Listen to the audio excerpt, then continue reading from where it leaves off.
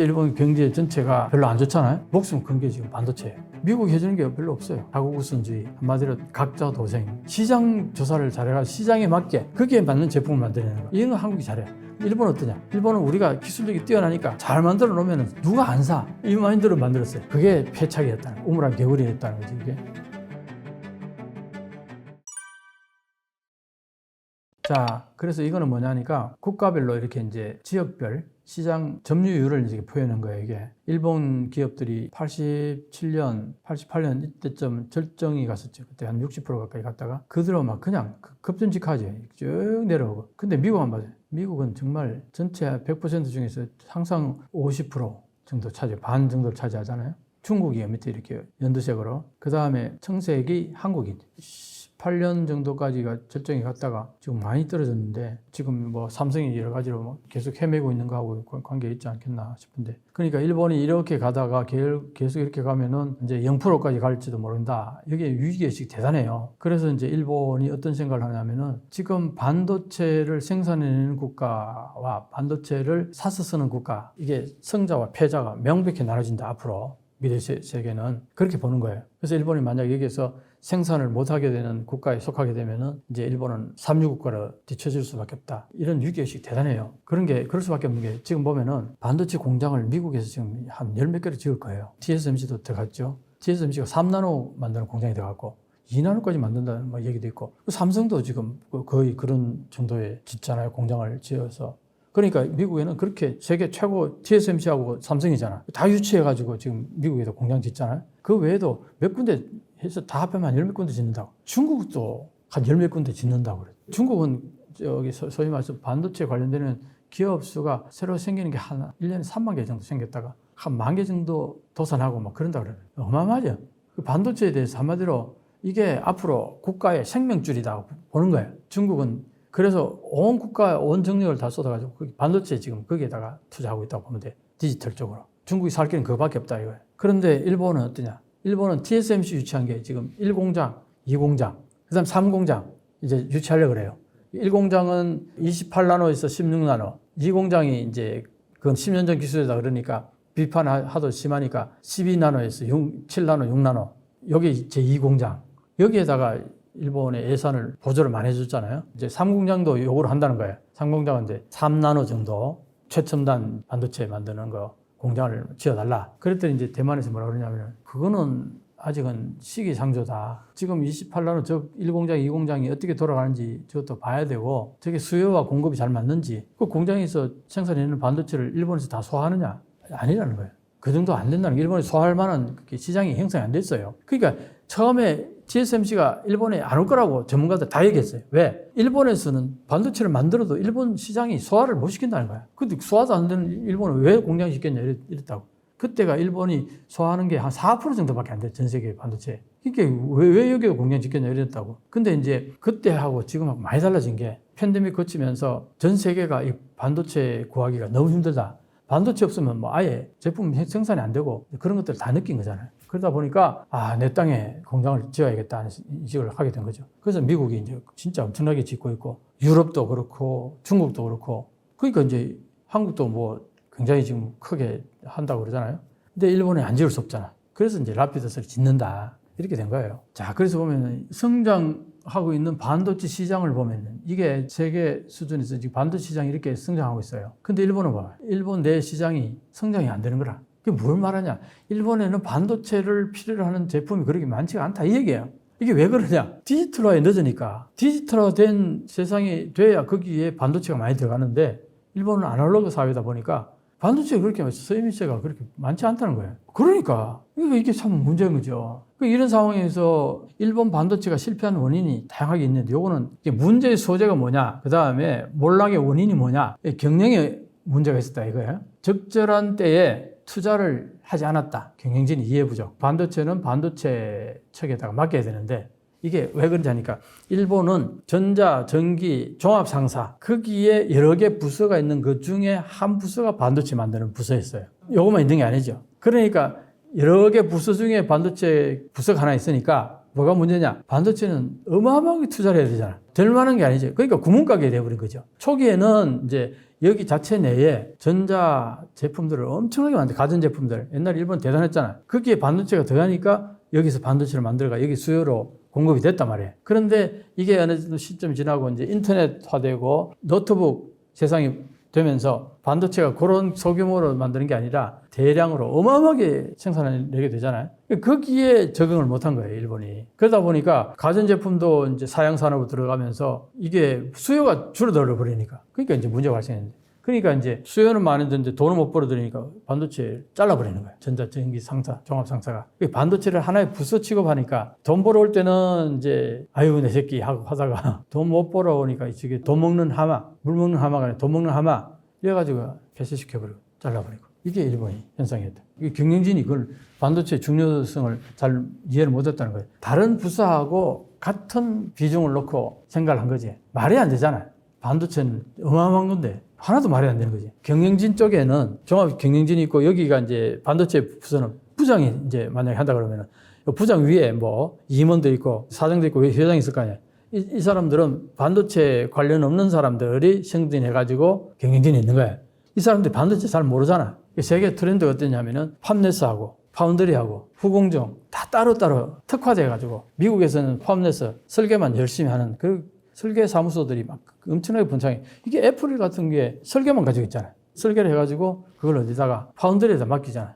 TSMC 같은 파운드리가 어마어마한 파운드리만 하다 보니까 그게 특화되는 거잖아요. 완전히 전문화되어 가는 거지. 설계 전문화, 이제 반도체 만드는 거 전문화, 후공 또 따로 전문화. 이게 다 분업해야 돼가지고, 그러니까 이게 엄청난 하나의 그 기술이 발전하는 거잖아요. 근데 일본은 이걸 다 하는 거예요. IDM이라고 그러는데. 다 하다 보니까 거기다가 또 전체 전자, 전기, 종합 상사의 한 부서에 불과하니까 규모 면에서 비교조차도 안 되는 거예요. 그 다음에 이게 국가가 보조를 많이 줬어요. 국가한테 의존증이 생긴 거예요. 옛날에 일본이 발전할 때 통산성이라 지금은 경제산업성이 됐는데 그 통산성이 앞에서 끌어주고 기업들이 따라가고 이게 호성선단식이라고 했어요. 그게 한때 일본이 엄청나게 경제 발전하고 막 그럴 때 잘 나갈 때는 이 통산성이 너무나 뛰어나서 통산성의 역할을 되게 높게 평가했는 책들도 막 나오고 있어요.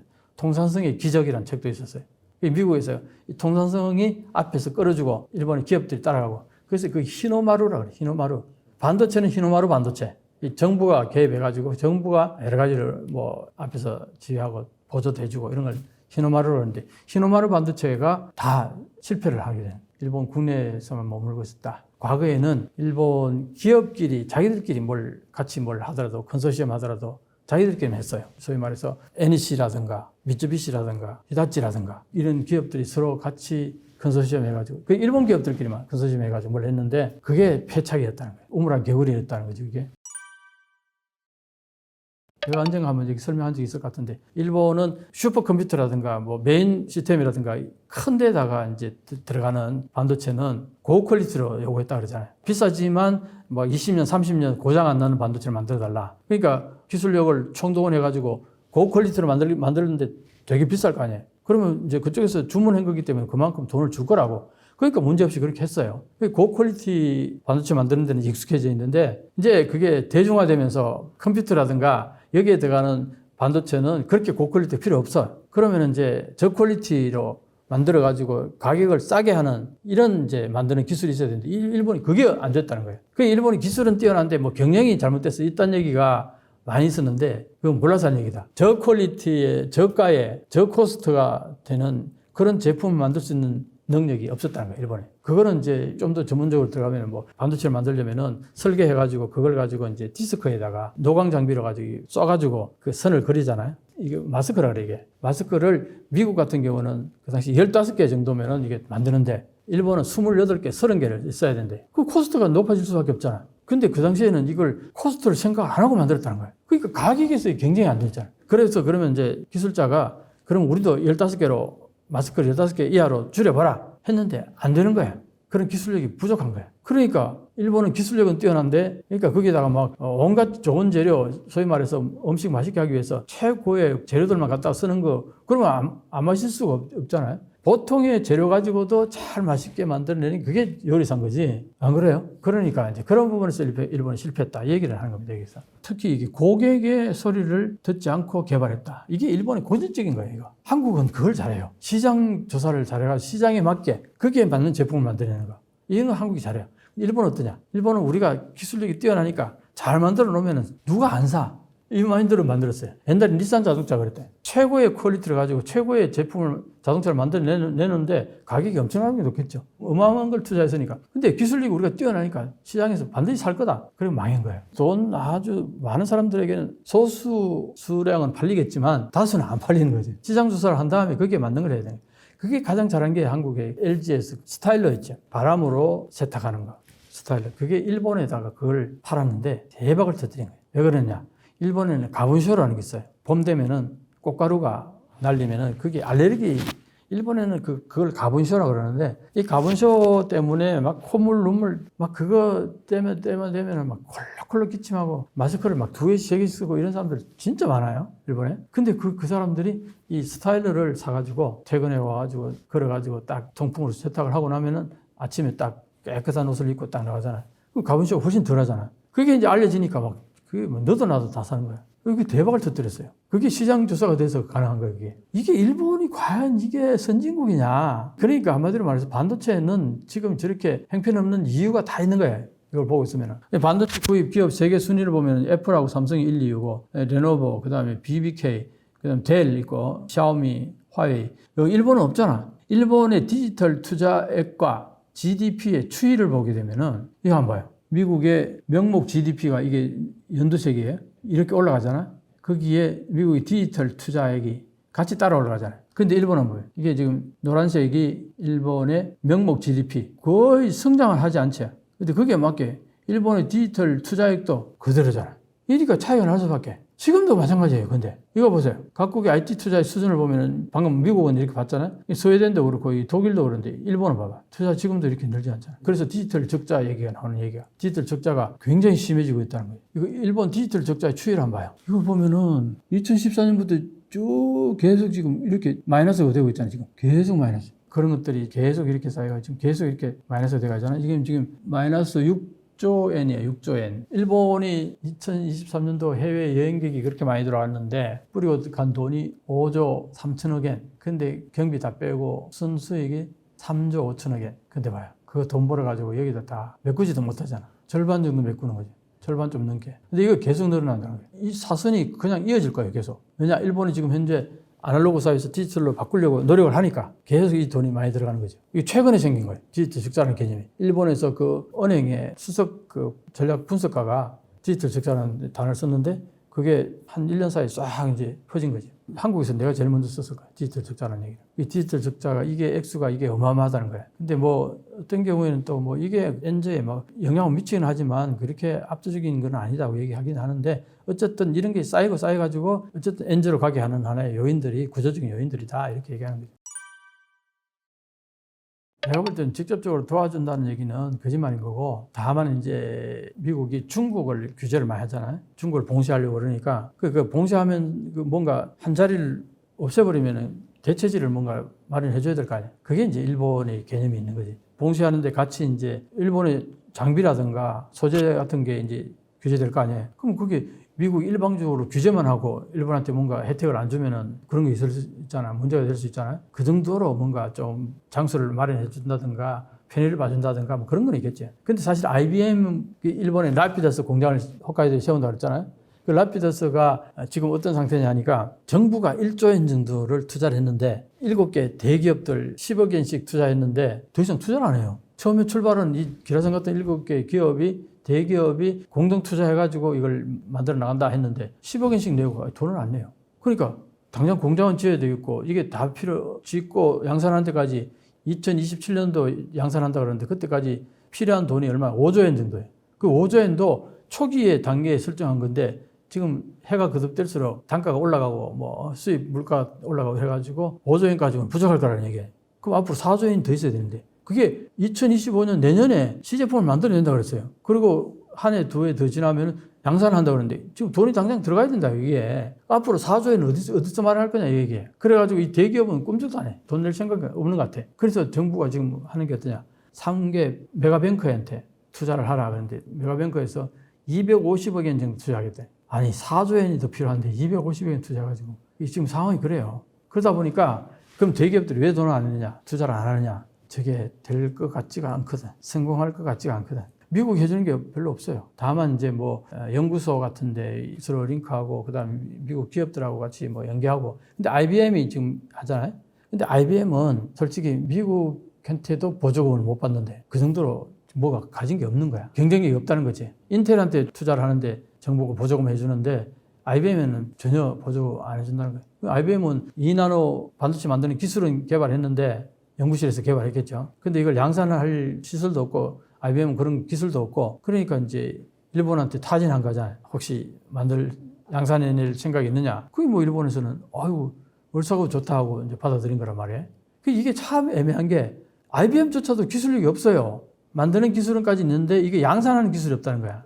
반도체는 양산 기술이 제일 중요하잖아요. 왜냐하면 이게 불량품을 이게 수율을 높이는 게 이게 양산 기술인데 이게 처음에 만들어내도 뭐 1%, 2%밖에 쓸 수 있는 양이 없고 나머지 90 몇 프로가 다 불량품일 경우도 있다는 거예요. 그 정도로 양산이 어렵다는 건데 계속 기술 조정해가지고 디벨롭 시켜가지고 과정이 500에서 1500개 그 과정이 있는데 그걸 제대로 다 잘 해야 된다는 거예요. 근데 그 기술이 과연 일본에 있느냐? 일본 기술자들은 40나노 만드는 기술까지 있다는 거예요. 근데 2나노를 만들어내겠다니까 이게 말이 되냐? 믿음이 안 가죠. 근데 일본 정부는 여기에다가 완전히 올인한 거예요. 지금 현재 일본 경제 전체가 별로 안 좋잖아요. 여기에서 목숨 건 게 지금 반도체예요. 이거 실패하면은 일본은 더 이상 일어나지 못한다. 그런 심정을 하고 있어요. 그러니까 정부 입장에서는 정말 이걸 국가의 운명을 걸고 한다고 그러는데 대기업은 사기업이잖아요. 저기 돈 투자해가지고 실패하면 다 날릴 건데 그러니까 안 하는 거죠. 그러니까 이제 일본 정부가 투자를 하는데 정부 돈은 실패하더라도 뭐 세금이니까 뭐 책임질 필요도 없고 그러니까 하는 거예요. 지금 중국이 그래요. 중국이 엄청나게 투자하는데 실패 엄청나게 하고 돈 막 그냥 한마디로 밑빠진 독에 물 붓기식으로 하잖아요. 근데 중국은 그렇게 했어라도 왜냐 시장이 아예 닫혀버렸으니까 안 하면 죽으니까 하는 거잖아. 국가 운명을 걸고 하는 건데 일본은 과연 그 정도 되느냐 이거야. 중국처럼 해야죠. 중국은 이제 거기는 국가 운명을 완전히 걸었죠. 미국과 경쟁이 쓰기려면은 반도체 생산 못하는 순간 아예 미국한테 명함도 못 내밀려요. 최첨단 산업도 전부 다 반도체인데 그거 없이 어떻게 미국하고 패권 전쟁을 치려. 그러니까 중국은 국가 예산을 기본적으로 90% 이상은 국가 예산이라고 그러더라고. 그렇게 투자해가지고 실패하는 거는 그냥 도산하는 거고 새롭게 또 공장이 들어서면은 보조해주고 뭐 계속 그렇게 룰은 성공하라 이거야. 그렇게 투자할 수 있느냐 일본이. 일본은 그 정도는 아니잖아요. 자본주의 국가고 중국은 공산주의 국가고 차이가 있죠. 지금 미국은 자국의 이익을 위해서 모든 걸 자국 유선주의로 옛날에 동맹국가를 중시하고 그런 면이 있었는데 지금은 그런 마인드는 별로 없어요. 자국 우선주의 한마디로 각자 도생. 지금 현재 국제사회가 그렇다고. 여기에 정말 정신 바짝 차려야지. 그러니까 이제 한국에서는 그런 얘기를 하죠. 미국도 그렇고 중국도 그렇고 유럽도 일본 다 보면은 국가가 보조를 엄청나게 하잖아요. 반도체. 우리나라는 아직도 현재로서는 제로라고 얘기를 하는데 국가가 투자를 하려고 그러면 삼성에 보조금을 주려고 그러면은 무슨 대기업에다 보조금을 주냐. 우리나라는 그런 게 굉장히 강하죠. 그런 부분에서는 이제 생각해 볼 필요가 있다는 거죠. 그래서 이제 가끔 내가 그전부터 얘기하는 게 반도체 지금 현재 전 세계의 흐름을 보면은 이게 국가 산업이다. 거의 경제 안보라 그래가지고 이건 반도체는 안보의 개념이다. 이거는 국가의 그 아마도 운명이 달려있는 그런 거기 때문에 국가가 깊게 관여해가지고 국가가 보조금도 주고 하는 것이 지금 전 세계 흐름이다. 한국은 거기에서 완전히 따로 놀 거냐. 이 부분은 우리 국민들이 한번 깊게 생각해 봐야 된다. 그런 의미에서 나는 얘기를 꼭 하고 싶은 거예요. 여론이라는 게 중요하잖아요. 정부가 예를 들어서 뭐 좀 보조를 하려고 그러면은 무슨 대기업에다, 삼성에다 돈을, 아니, 지금 자영업자 굶어 죽는 사람들 많은데 거기 돈 좀 쓰라고. 당연히 그렇게 나올 거야, 얘기가. 근데 국가 운명 길게 놓고 보면은 이 반도체 산업은 앞으로 1세기, 2세기 계속 정말 이거는 국가의 기간 산업이고 이거는 국가의 운명을 좌지우지한다. 그런 의미에서는 우리 여론도 한번 생각해 볼 필요가 있다 이렇게 생각을 합니다.